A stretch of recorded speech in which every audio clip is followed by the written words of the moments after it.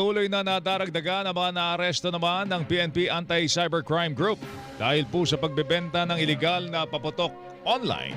Ayon po kay ACG Director Police Brigadier General Wilson Asueta, nakapagsagawa na po ang ACG ng 7 operasyon mula noong Oktubre. Nagresulta po ito sa pagkakaaresto sa 10 individual. Aabot naman sa mahigit 2,000 paputok ang nakumpiska mula sa mga naarestong individual. Samantala, may mga bagong banned firecrackers sila na tinututukan na ang pangalan po ay Saldico at Diskaya na pareho pong mapaminsala. Ipinaliwanag naman ni Asueta na ang lahat ng uri ng paputok, Yun lang? maliit man o malaki, ay hindi umaaring ibenta online. Kailangan natin ipagbawal to. This is to ensure public safety and order.